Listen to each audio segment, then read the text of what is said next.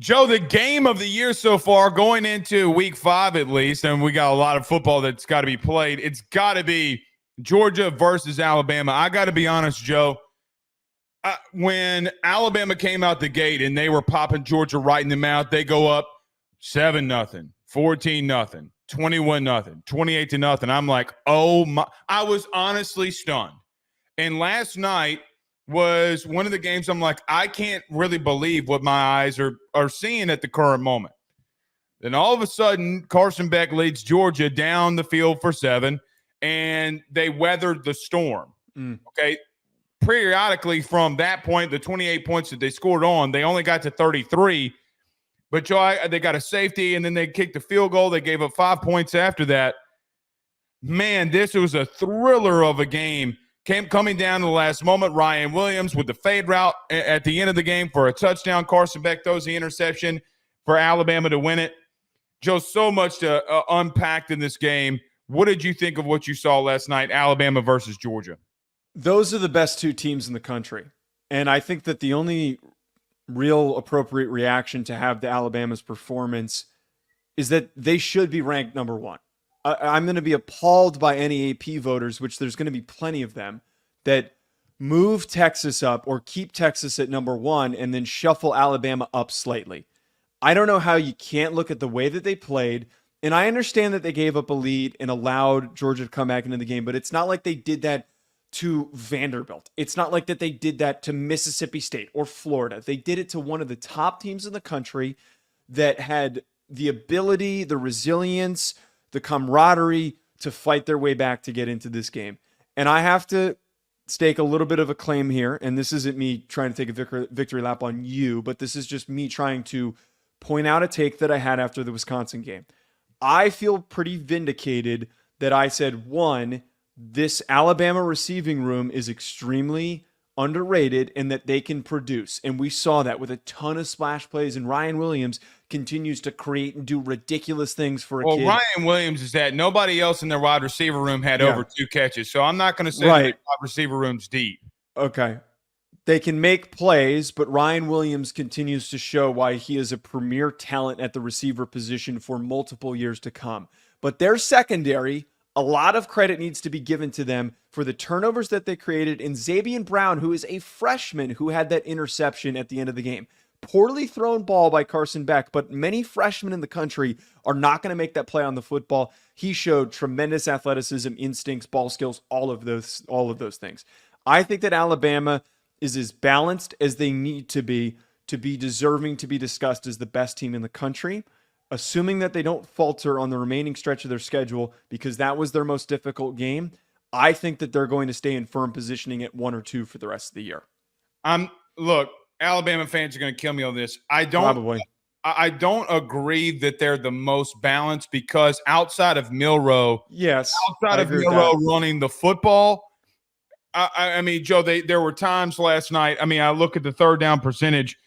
When they try to run outside of Milroe on third down, they didn't get a first down, right? Like, so they couldn't line up with a running back and get it and generate a first down. That's so nitpicky, though. Okay, that I would have to go and really find that. But appreciate you admitting that, because I think that there's going to be a lot of people that aren't going to admit that this week. Well, it is very nitpicky. I mean, if you want to be nitpicky against Georgia, okay, then be nitpicky. But I'm not going to do that. Right. The bottom line is, Joe, is I know that everybody wants to talk about Ryan Williams. They 100% should be talking about Ryan Williams and the performance, the things that kid can do in the open field, and we'll talk about him in just a moment. I'm going to start with a winner here. Joe, that game was the Jaylen Milroe game, whether anybody wants to talk about it or not. Joe, he threw for 374 yards in the air. He ran for another 117 on the ground. And I had an NFL guy last night text me. He goes, what in the Jaden Daniels is going on in Tuscaloosa? Because the God's honest truth, we're going to talk about Ryan Williams. But that the straw that stirs the Bama offensive drink right now, it's number 4. Joe, him getting to the outside on a fast defense like that, cutting up, getting the edge, doing what he's doing, he looks in full control. He looks like he knows exactly what he wants to do, when he wants to do it. I saw a lot of people yesterday as an example, and I'm not going to go down this tangent, saying Travis Hunter, Heisman front runner. And I'm like, Jaylen Milroe leads the discussion now after that game. Milroe leads the discussion. Joe, I think for me, with what we talked about, and look, we got very much ridiculed, you and myself, during the offseason when we talked about Alabama, and me and you both thought that Jaylen Milroe was going to make a massive step. Go look at all of our spring stuff that we talked about with Jaylen Milroe. It is there. So it's the spring game. That's what some people are saying. Well, it's the spring game. Oh, man. Oh, man. But the thing is, you can't fake the throws that he's making that's setting him up to be able to be successful in running the football. I know he had the bad interception. It was bad. I'm all right with that because of all the greatness that he did throughout that game. They had no answer for him. I think because, Joe, that he we'll have to see how the season goes on. He might be one of the most, if not the most dynamic player in the country because of the position that he plays. Yep. Joe, Kirby comes out at halftime. Okay, I don't know if you heard this, but at halftime they asked Kirby, like, hey, what do you got to get fixed? He goes, we got to find anything that we can to stop number 4. Of course. I mean, Joe, what he did on the ground, in the air is absolutely amazing. And, Joe, the throws that he was making, I don't want to say because I was flabbergasted because you and I talked about this a lot during the offseason. The throws that he's making, I was like, okay, this kid is legit. He is taking the next step, and Kalen DeBoer has gotten him there. The confidence is something that I keep harping on, and any Alabama doubters to this point, I think that it was just really affirmed in that performance that he is playing completely differently. I want to bring back a point that I've brought up a ton this season. I was not a Jaylen Milroe doubter last year. I was a Tommy Rees doubter. And you can see the difference in proper and effective coaching to help build up a player's decision-making, his approach, just overall ability to know what to do on any given snap. Kalen DeBoer is light years ahead of Tommy Rees, and this is the difference that we're going to see. He is a quarterback whisperer. And I bring this up, maybe this is a tiny bit of revisionist history from the game, but am I crazy in saying, Blake, that the big reason why Georgia was able to come back into this game was because Alabama started to be super conservative, and they're trying not to run Jaylen Milroe as much in the second half because they didn't think that there was maybe as much of a reason to, and it allowed Georgia to get stops. They took the pedal off the metal. They shouldn't have done that. Yeah, they should have kept going to Milroe and allowing him to make plays, but they were trying to, I guess, preserve him in some way, and that was what allowed Georgia to get back into the game. BetOnline remains your top spot for all of your live betting action and contests. NFL, college football, UFC, NHL are all in full swing. BetOnline is your number one source for wagering news, odds, trends, and predictions with both desktop and mobile access at any time. Head to BetOnline today and use promo code BELIEVE, that's BLEAV, for 50% off your first deposit. That is a 50% welcome bonus. BetOnline, where the game starts. Here's what I would say about Bama. I look, we talked about this with Pate. I mean, Kalen DeBoer brought up his DB room, which I mean, look, Joe, they still had 439 yards that were put up on them. They made the big plays. Like, for example, I don't think it's a overly great play that on a screen route a receiver did the wrong thing and you picked it off. You did, though, make some really good plays in the air. But, I mean, Georgia ran 4 verts the entire rest of the game like I did on you on College Football 25. I mean, that's all they did. Am I lying? That's literally. No, you're right. I'm just laughing at remembering when I played you, but you're right. You're absolutely right. That's all I did. I ran 4 verts, and it's ironic how it both played out. I got to be real with you. I was very impressed by the front seven of Bama. I didn't think that they would be able to. And I know that Tate Ratledge was out. I know that Georgia's is banged up and has some injuries. Joe Lawson, the linebacker, I mean, he was all over the place. Jahad Campbell was all over the place. Look, their front seven, they are a really, really, really good football team. I do think they have some weaknesses, but who doesn't? I mean, look, what they did to start off the game, Joe, I can't walk away from it. I was telling, I had somebody over here when we were watching the game last night, okay, and we looked at each other like, dude, this is the best team in the country. Like, I mean, what they did. Now, Georgia did come back because great teams are able to do that. But, man, they're so explosive. And the explosive nature comes off of Ryan Williams. And I'm not gonna use the 17. I don't give two Rudy Poos how old he is.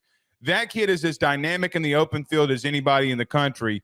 And now Milroe has a number one go-to wide receiver, which is making them just as much dangerous or more dangerous than I think anybody thought that they could be. To be a draft dork for like 2 seconds with Ryan Williams, that kid can do some ridiculous things that some guys in the NFL can't do. The play, and Dave Portnoy posted like a slowed down clip of that touchdown reception that he had to give them the lead back.